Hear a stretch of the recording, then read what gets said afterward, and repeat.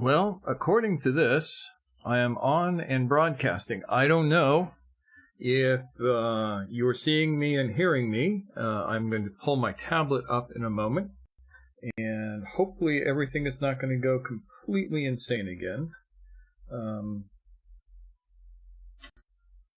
It's one of those things where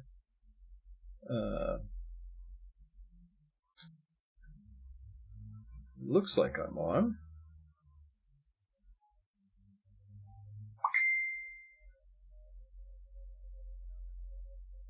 Well, according to this, I am on and broadcasting. I don't know. There. Good. I'm going to ignore whatever is happening on the Facebook page that is taking this, and just trust that this is all working until somebody there goes, oh, you're not coming through, or your picture is not showing, or everything's frozen up. So, let me see. Kyle, are you there? And hello, Aaron. Hello, Nick. Hello, John. Hello, Michael. Hello, other Michael. Hello, Brian. Hello, Scott.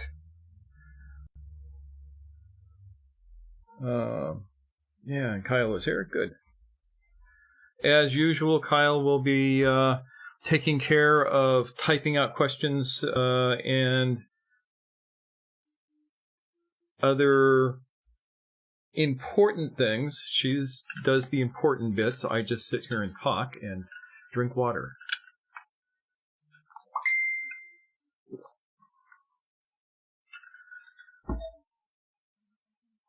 So,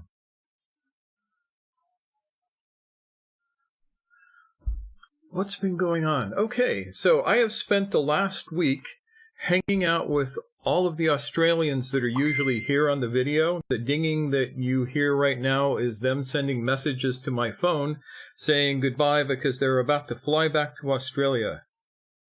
And thank you, Michael, for letting me know, because this is the Facebook is acting weird. Let me tell you, it was doing all manner of strange and unusual things, throwing up dialogue box after dialogue box, asking me if I want to reload the page and all of this other crazy crap. So, let's hope that it minds itself for the rest of the evening. So, I have had a wonderful time with our Australian contingent. 5 of them came over and hung out with me for... it was originally going to be for 2 days, and then they had other things going on, but the other things kind of fell through, and so I have just been having a good time with them. I took them out to Golden Gate Park in Haight-Ashbury yesterday, which is my old stomping grounds from my misspent youth, and took them on a very long tour, and took them to Berkeley and showed him where I'd been tear gassed and all of this kind of fun stuff. So that's been going on.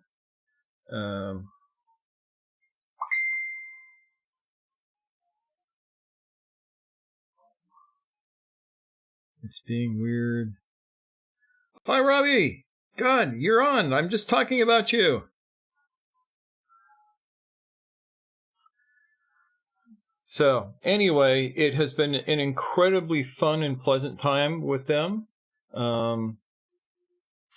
As I said on my Facebook page, it is in fact true that a dojo full of Australians is more fun than a barrel of monkeys.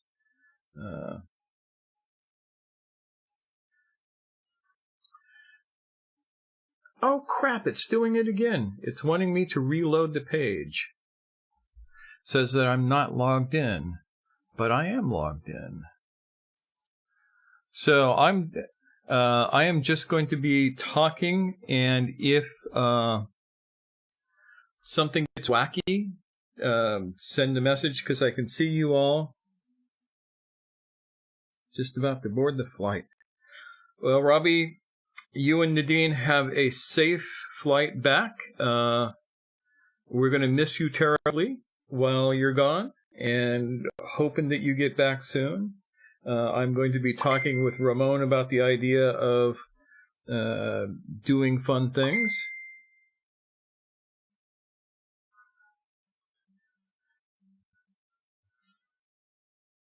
So tonight, we're going to talk about a model that I use for understanding how people develop fixations of attention and how they build their egos.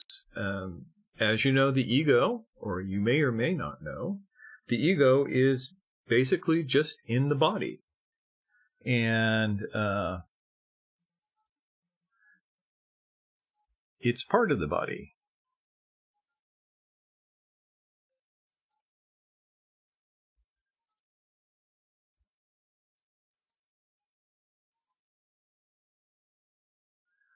I don't know what the hell is going on with this. It's throwing up my browser and insisting that I log in again, but I'm not logged out. I can get on my page. Of course, my browser is frozen. If everything goes to crap, I will talk about the same thing next week, only better. After whining and sniveling. So, your ego/personality is in your body. It is in your head. It is a part of the physical body. You cannot get away from it as long as you have a body. And it's not even having a body because body and mind go together. You're not a ghost in a machine. You are a field phenomena, and one pole of the field is matter and the other pole of the field is being. That's the way I like to look at it. So, we're going to look at the function of the machine and how the machine, which is to say your body, builds itself ways to fixate. So, some of you may have heard of the idea of imprint vulnerability. Imprint vulnerability is something that I ran across it with a scientist by the name of Konrad Lorenz. He was the first person I know of who wrote about it. It's the idea that in the life of any species, there are points where your neurology is vulnerable to taking imprints. For instance, he worked a lot with birds because birds are very good at taking imprints. And one duck imprinted on a ping pong ball as its mother because for birds, they imprint on whatever they first see.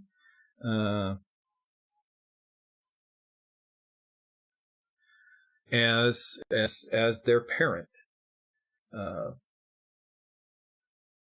And so this bird followed ping pong balls around. When it grew up, it wanted to mate with ping pong balls. It basically just constituted ping pong balls as part of its species. That's a little extreme. But all animals, including human beings, have points of imprint vulnerability. However you take those imprints is going to determine how your attention fixates when you are operating mechanically, when you are asleep at the wheel and letting the machine just run along. And I'm going to talk about 4 of them tonight. The first 4, and they are ones that every body goes through.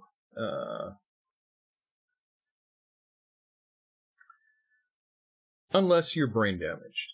There are actually, according to this model, 8 points of imprint vulnerability, but the last 4 are almost never touched by regular people.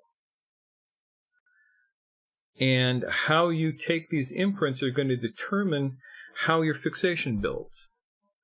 So, the first point of imprint happens at or immediately after birth. when you are in your baby in your mother's arms phase.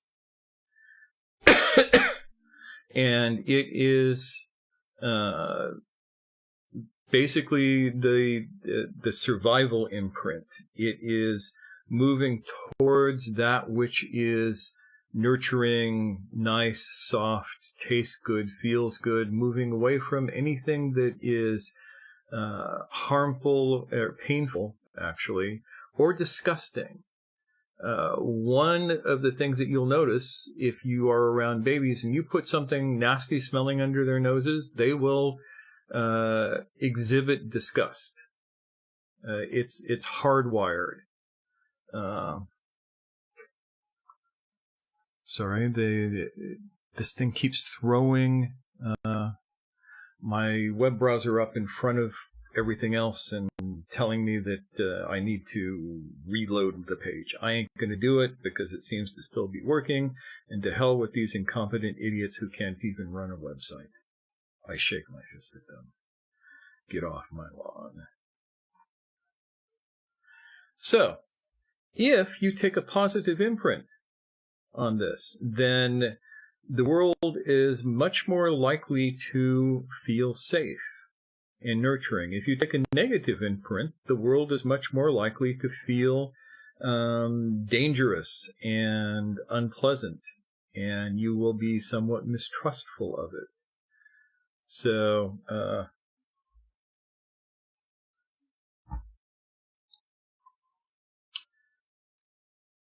this is the first building block of the fixation. How do you perceive the world in terms of safety versus danger, in terms of nurturing versus noxious? If you remember, back a while ago, I talked about the rasa vidya, the 9 primal qualities or tastes or essences that everybody has, and one of them is disgust.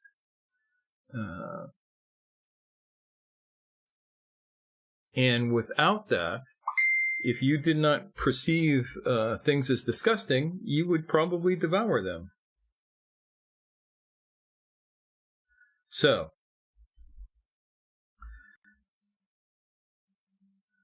the first thing to ask yourself is, from that standpoint, do you perceive the world as safe and nurturing, or do you perceive the world as dangerous and threatening? That's going to give you one axis by which you can begin to judge your imprints.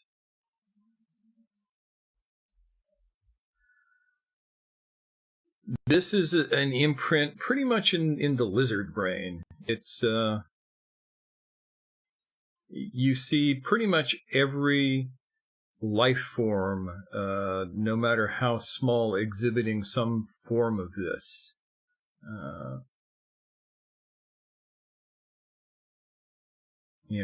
I don't know how simple an animal has to get before it doesn't experience some sort of discomfort at having the bite taken out of it, but I imagine it's pretty dang small.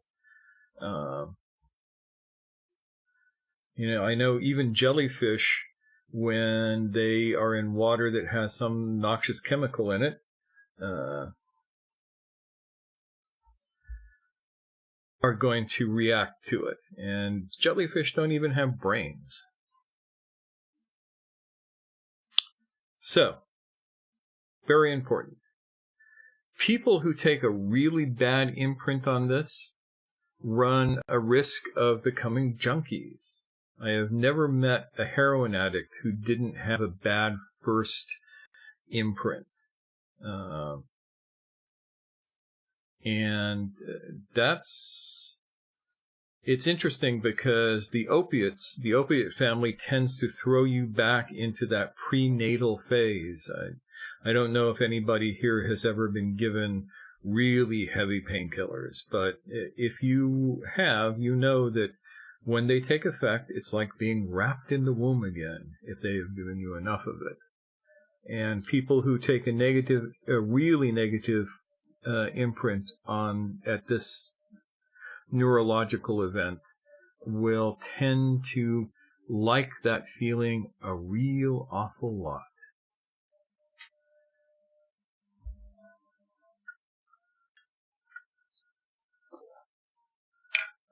So, the second imprint happens 1.5 to 2 years old, toddler phase. And whereas the first imprint is horizontal, moving forwards and moving backwards kind of thing, the second imprint is vertical. It is the dominant submission imprint, the territorial imprint. It is, what can I dominate in my environment, and what can dominate me? And any of you who have raised children or been around children when they hit the phase of the terrible twos knows what I'm talking about here. This is where you hear, no, I don't have to do that, no. And you begin to have power struggles. If you take a positive imprint on this, you are going to perceive yourself as strong. You're going to perceive yourself as having the ability to do things in the world. If you take a negative imprint, you're going to feel most likely passive. You will be a classic beta, as they say. The substance of choice for bringing this out is actually alcohol. You get somebody really drunk, and you're going to see what their imprint is at this level. So you can get your belligerent drunks, you can get your happy drunks, you can get your sleepy drunks, but alcohol is definitely the thing for this.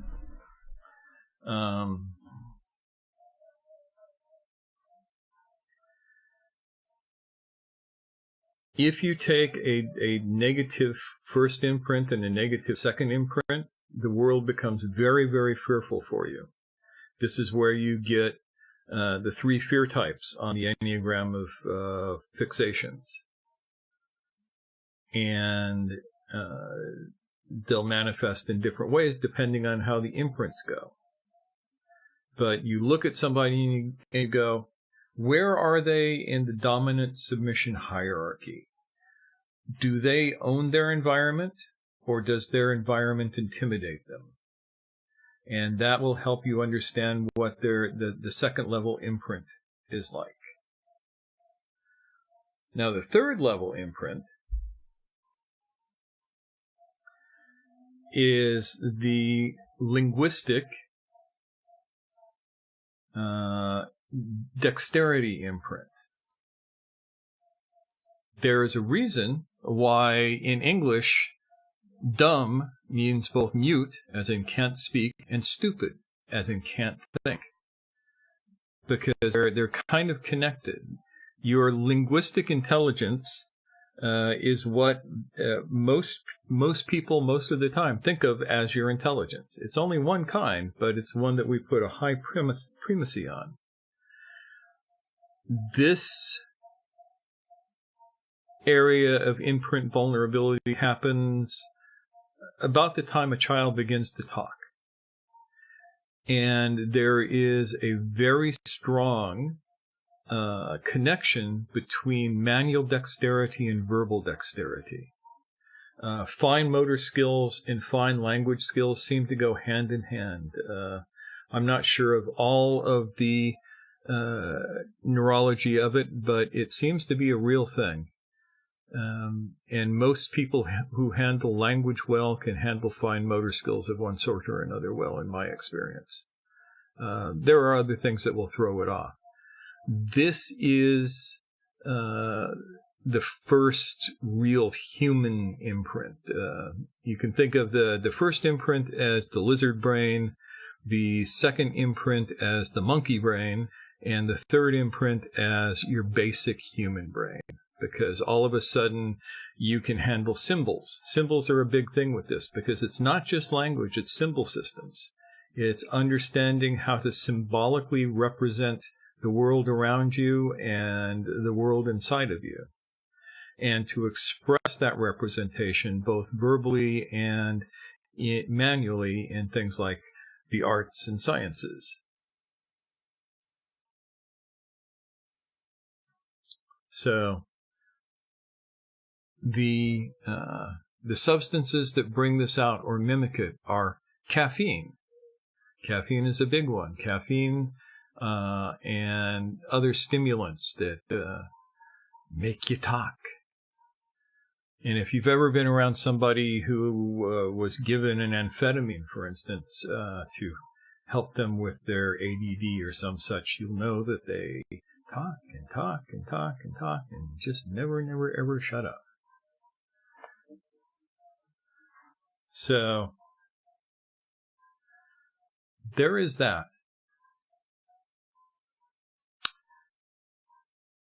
If you take a positive imprint on this, you will feel intelligent. You will feel capable of handling symbols. If you take a negative imprint, you'll feel dumb.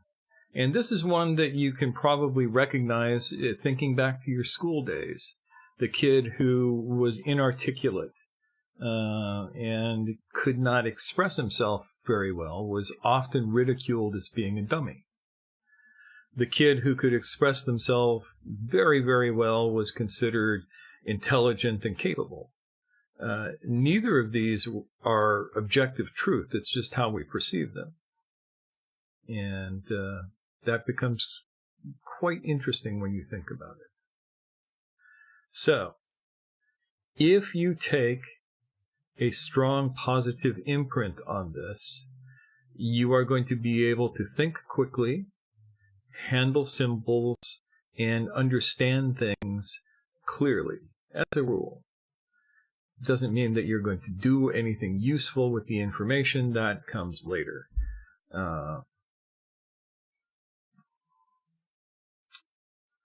If you take a negative imprint, you are always going to feel stupid, even if you're not.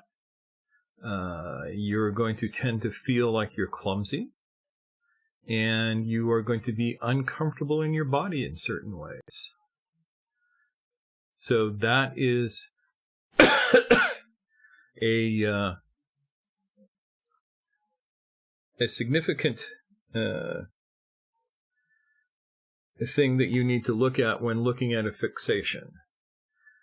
People who have this fixation, have this as a negative or positive imprint, will tend to be the anger type fixations, the 8, 9, and 1 fixations.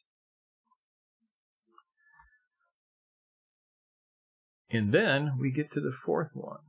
The fourth one is interesting because this is the social one. This is the one where we go from just being the human animal to being the social animal. And it's usually referred to as the sociosexual imprint. This happens around puberty. It often happens with the first sexual experience or thereabouts. And it will determine a number of things.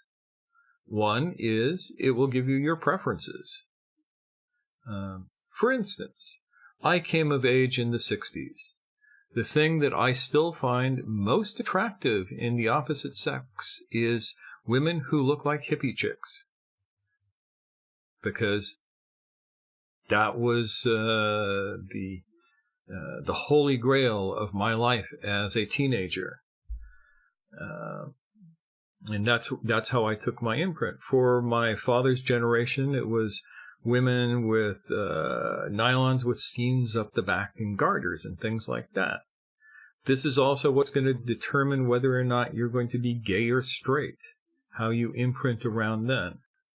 And some of that will happen earlier, but be assured that sexual orientation is an imprint. It is not a choice. There is no way that you can just choose to be straight or choose to be gay. And you can test this for yourself. If you are straight, choose to be gay for a week. Choose to be attracted to the same sex. See how well that works for you. The answer is not at all. It is a matter of imprinting, and that's like the lowest, deepest, most powerful level of brain manipulation that you can get.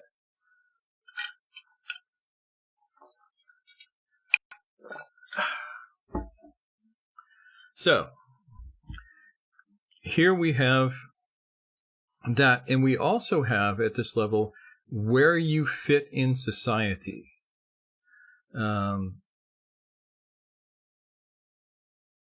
Whether you are going to be a neophobe or a neophile, be afraid of that which is new or be attracted to that which is new. This is where you will form your political, religious, and social beliefs. And all of this goes together. And that's a weird thing when you think that, oh, your social, religious, and political beliefs all fit together with your hormones and your sexuality. If that's the case, what does that mean for us as a species?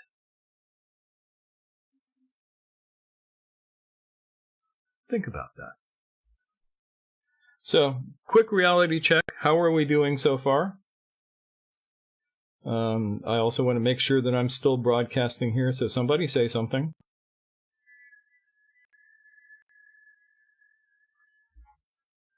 Or not.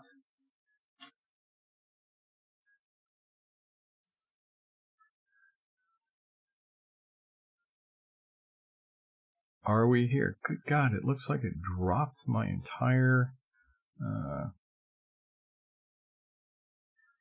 thing here.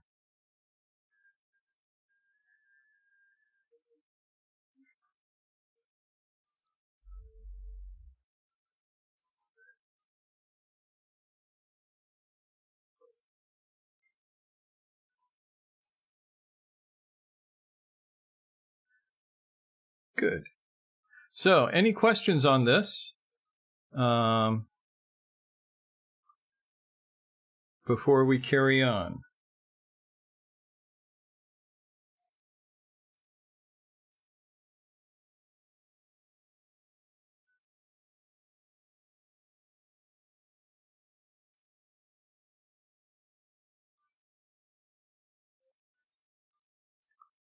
God, what a nightmare. Well, I'm glad that you can all still hear me and see me. The Facebook page that controls all of this seems to have had a major nervous breakdown. That was weird.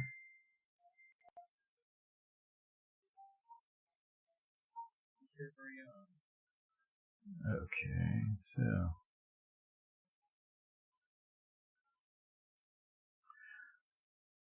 So, imprinting is the deepest, most compelling thing to happen to human beings.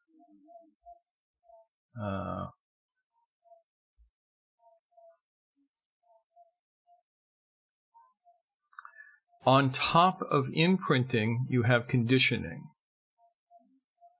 On top of conditioning, you have learning. Learning is the lowest level of this stuff. And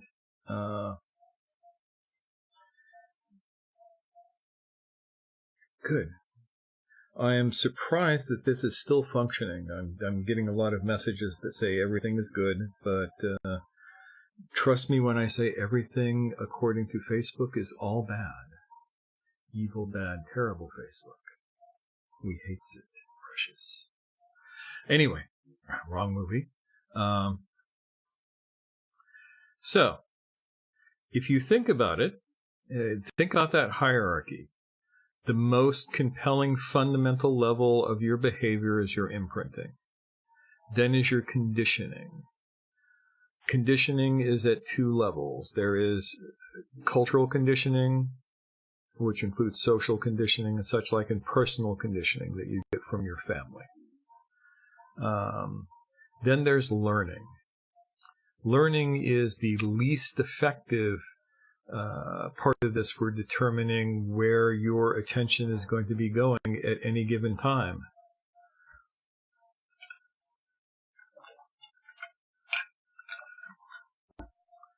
So there you have that.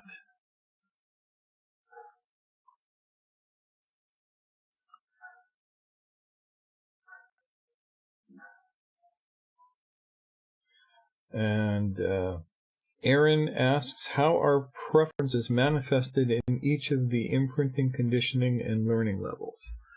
So, on the imprinting level, your preferences manifest virtually unconsciously.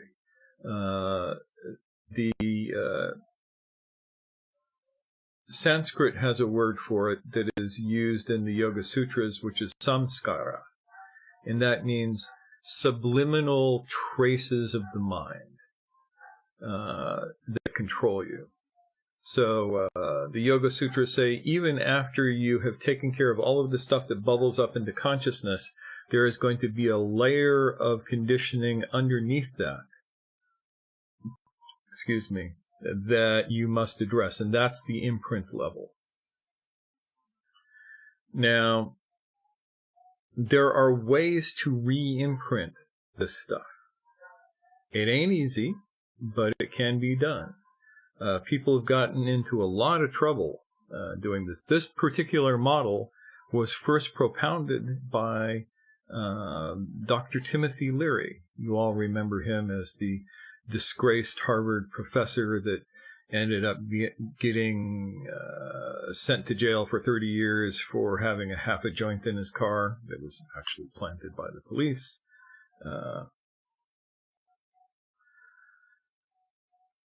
His take on this was unfortunate in that it had too much of his own conditioning in it.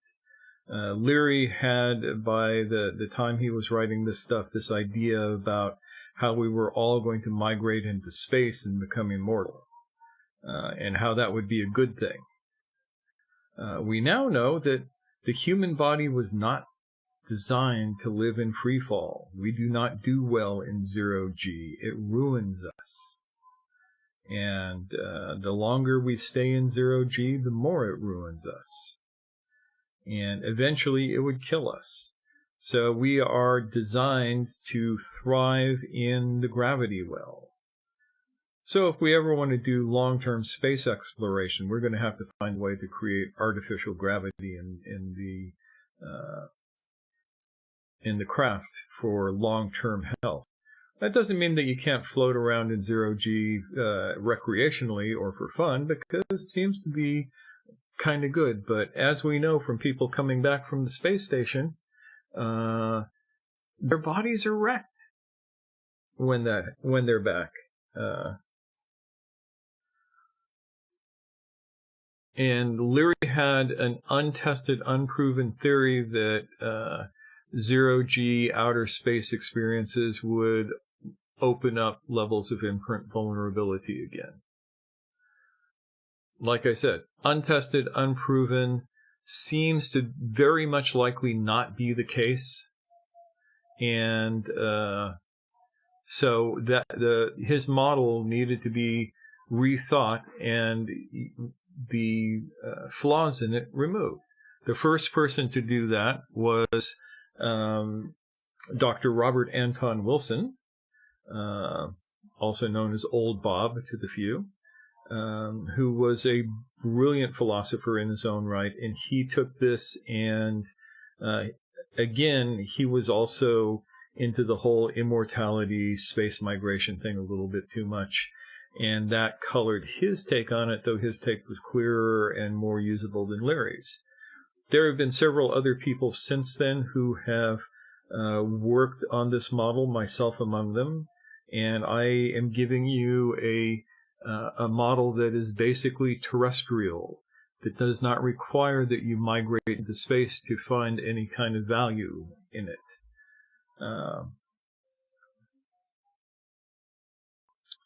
So it has that going for it.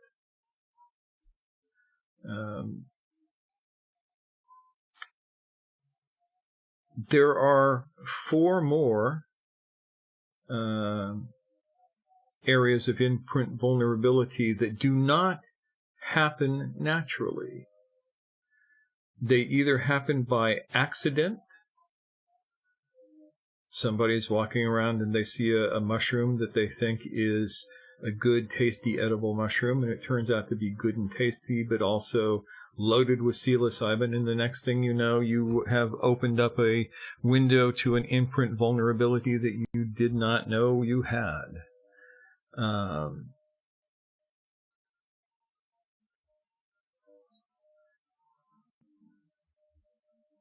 For the first four, in traditional cultures, all the rites of passage were designed to create, to shape the imprint vulnerabilities.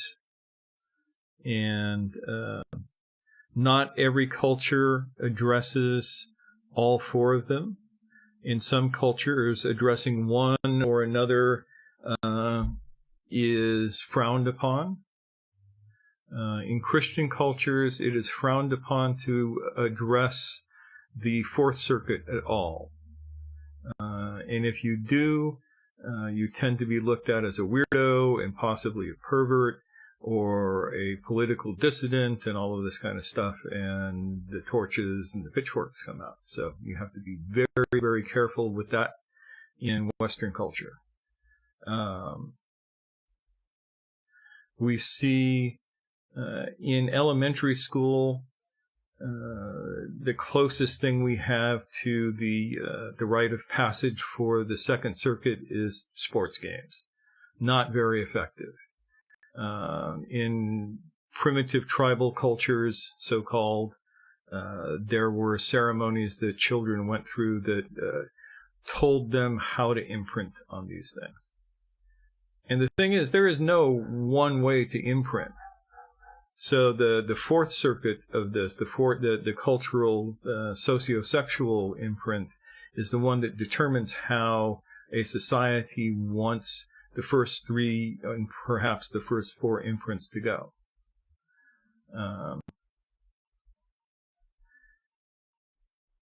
And the thing is, nobody takes a normal imprint, no matter what. It's all too random, and there is no way to control all of the variables. It's like you may be the most nurturing parent in the world, and something happens, and the baby experiences shock and pain and fear, and takes a negative imprint on the First Circuit, and there's nothing you can do about it. You can repattern it sometimes, though, if you know what you're doing. Shamanic ceremonies are oftentimes designed to repattern certain imprints. Some of the old initiatory ceremonies were designed to do that, and fear was one of the ways that they did it. Fear for your life. So, in the old days, when you were initiated into the Masonic Lodge, they blindfolded you after showing you a guy with a gun standing behind you. And they would make you take these oaths blindfolded. And at the end of it, somebody would say, "Liar, we don't believe you, you must die." And they would shoot off the gun by the guy's ear, which would be loaded with blanks, at the same time hitting him with a sock full of sand in the head, making him feel like he had just been shot. And, you know, that moment of terror is going to create possibly a point of imprint vulnerability, and you end up taking some imprinting along the Masonic lines.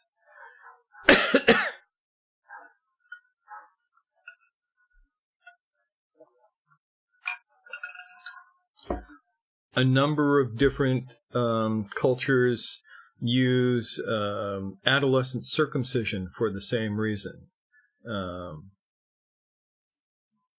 Because it's terrifying and scary and invasive, and you got to do it. And not only do you have to do it, but you can't show any pain, etc., etc. So it definitely can force you into an area of imprint vulnerability for that. There's all sorts of things. And in this culture, we don't have anything for the third imprint, for the language imprint. Some cultures probably do. I'm looking for whatever that little ding was. See what's happening here.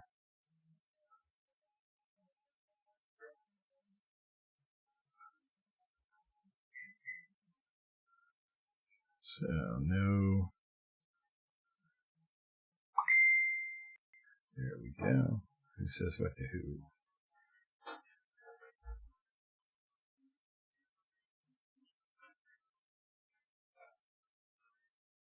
So, it's a question. And that's good because the questions are not coming up as they should. So let me open up yet another browser.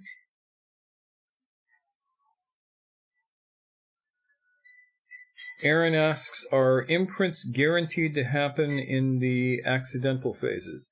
Imprints are guaranteed to happen at the time that we expect them to happen, at the times that we know that they happen, assuming that the child is without major mental damage, brain damage. Some brain damaged children are hit in parts of the brain that would usually take the imprint, and then they don't.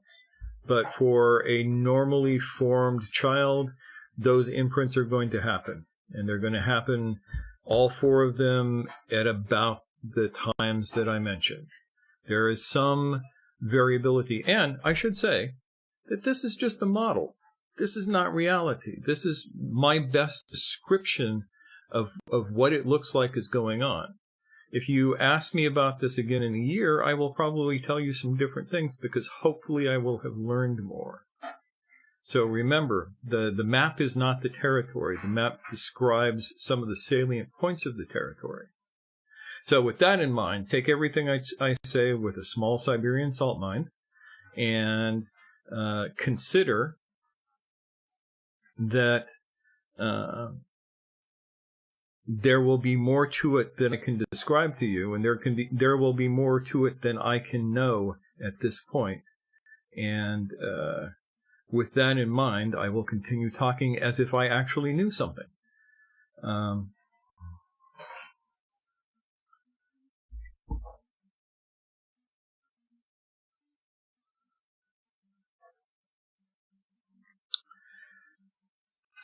So, where was I? Oh, yes.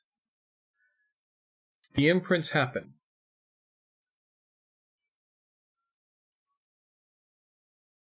They will happen in a fairly infinite number of ways, but within general patterns of negative and positive to certain degrees at each of these points. And out of those four vectors, you get the 9 primary fixations of attention. And they are also related to the 9 rasas, the 9 qualities of primordial experience, which are the experience of courage, the experience of disgust, the experience of joy, the experience of fear, the experience of attraction. All of these are expressions from these imprints in one way or the other, with the exception of the 9th, which is called Shanta, which means calmness or peace, which is the default setting of your brain that most of us never get a chance to experience because there's too much shit in the way. So, it is possible to create imprints along certain lines if you have a cultural milieu that accepts those. Some of them can be very, very powerful. One of my favorites is the Apache puberty ritual, which only girls go through. And it takes several days to participate in this, and a girl is put through day and night ceremony that includes running long distances, hours of grinding corn, hours of preparing meals, hours of listening to her elders tell her stories. Every night the mountain spirits come and they dance around the fire for her. And at the very end, she becomes one with a white painted woman, the most important holy figure for Apaches. And for that time, she's considered to have healing power. She's basically channeling the morphic resonance of the goddess figure.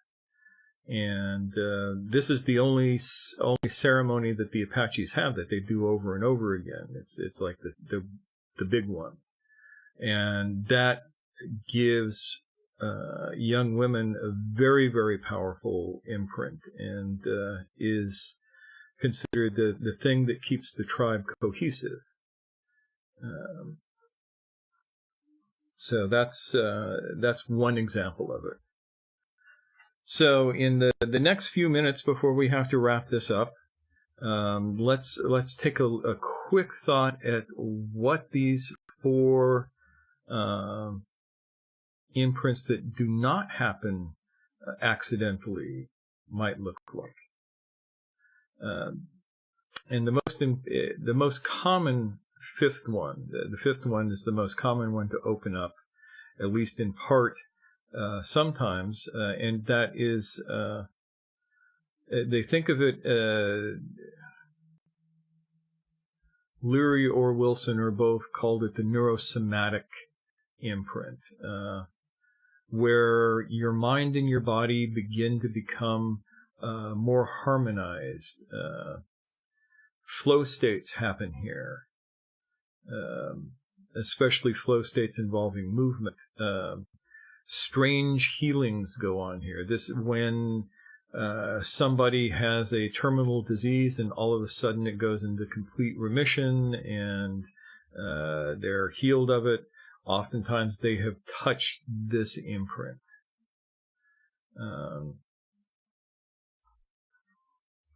The next one, which also does not happen automatically, is the ability to effectively metaprogram.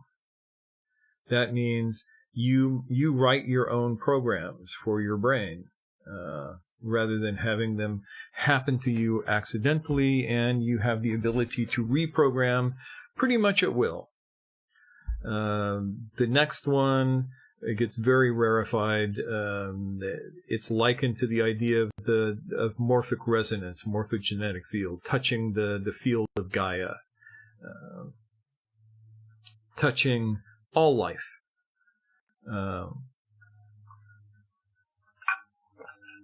I have run across very few people who seem to have accessed this. And the 8th one seems to somehow operate non-locally. So it's oftentimes referred to as the quantum imprint, though I think quantum is a word that is vastly overused. But the idea of non-local information traveling faster than the speed of light, and all of that kind of stuff seems to happen at that one. That's like the cosmic consciousness sort of thing. And so that's what I know of the second 4. And certain processes will open them up intentionally. That's beyond the scope of these lectures.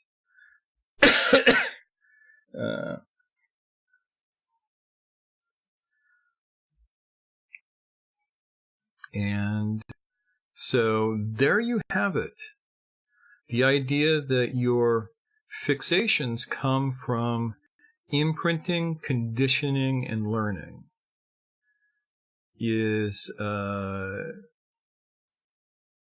think, can be very useful.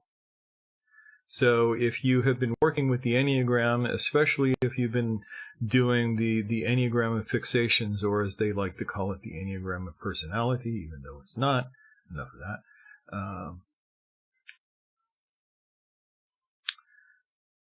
this will help you understand how it all fits together, how things can be addressed as well. So if you know that your fixation is created from a series of imprints and conditionings, then you can actually take action to learn things differently, break your conditioning, and rework your imprints. It sounds easy, doesn't it? It's simple, it's just not easy. So, that's my story, and I'm sticking to it. We will now open this up for questions, then I will give you a groovy commercial, and then we will go along our merry way, hopefully. So, questions. Who has questions? Or answers. I'll take answers. Or queries, or preponderances of evidence, or whatever you got.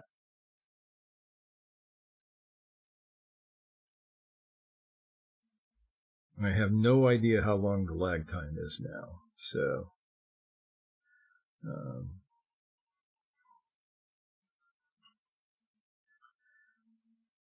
what do you think?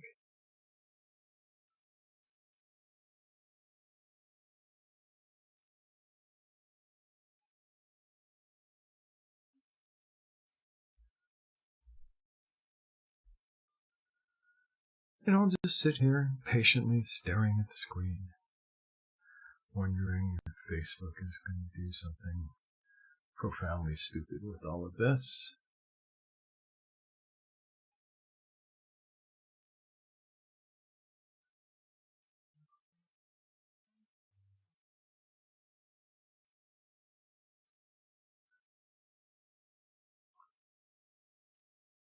So far, the page hasn't completely freaked out again, thank God. Okay, no questions. Maybe a question.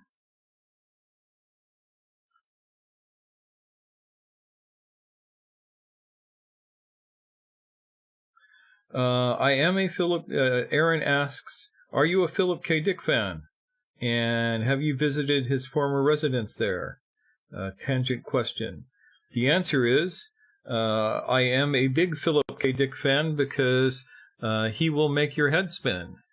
And I have not visited his former residence here, but now that you have mentioned it, it might be a nice field trip. I will find out about that and see if I can sneak up on it while nobody is looking. Yeah, Philip K. Dick, wonderful guy.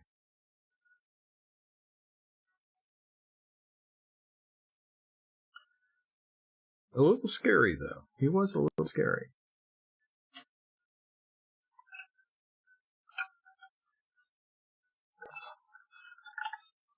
So, other questions? Ian is here. Hello, Ian.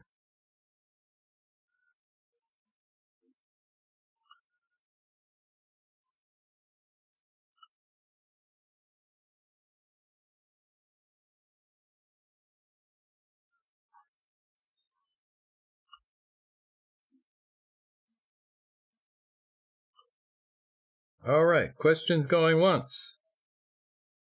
Questions going twice. Questions going 3 times. Okay, so the commercial. Again, this should probably help remind you that you need to know more about the Enneagram. The way to know more about the Enneagram, there is only one way to know more about the Enneagram. There could not be more than the way that you can know, which is to get the Ultimate Enneagram course and listen to it and read it and watch it and play with the diagrams and figures and circles and arrows on the pieces of paper and everything. And it will help you understand how this material that I've just gone over tonight fits in your head and what you can do about it, at least in part. It is the only place I know of where you can get the information contained therein, as opposed to just being told what personality type you are, which doesn't work. Yes, and Michael just posted the link to it, which is ultimateenneagram.com, all one word, Ultimate Enneagram, all lowercase. So there's your commercial for that. Go there, buy it. There will be a test. Not by me, by the universe. So, enough of the sales. The other thing is, I still have that last slot open, and I'm going to keep it open for another week or two, just to see if anybody who really, really needs to have a few hours of serious one-on-one discussion about this material, or where they're going in their practice, or any of that kind of stuff, realizes that they really need to take advantage of this. And that is that you can have either 6 hours, 6 sessions, or 8 sessions of talk with me.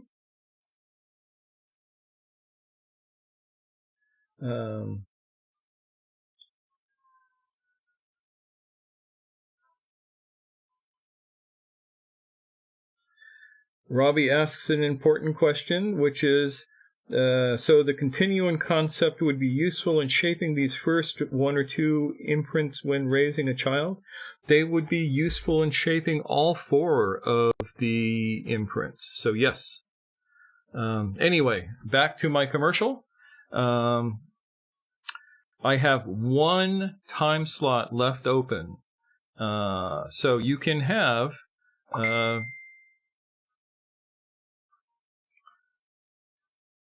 either 3 sessions, or it's 6 sessions or 8 sessions for half price with me. A deal that I can't even begin to describe what an incredible deal this is. This is like a deal that is so good that if it were a used car, it would run without gasoline. God,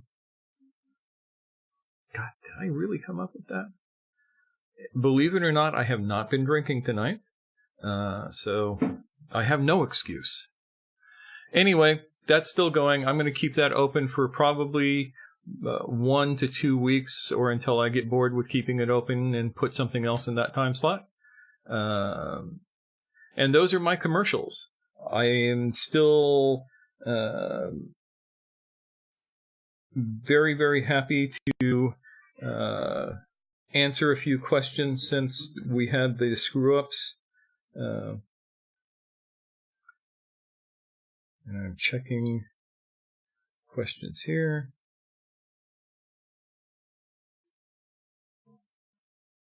That's all good.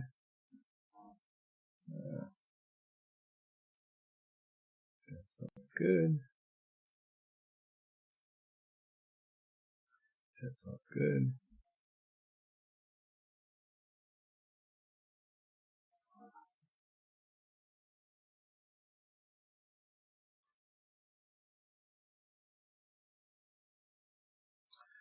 So, there we have it. As always, it has been an absolute delight talking with you and hanging out with you here on my Sunday night chats. And so I guess with no further ado, I am going to wave goodbye and hope to be seeing all of the Australians back here next week once they are safe and sound back in Sydney. And take care, and we will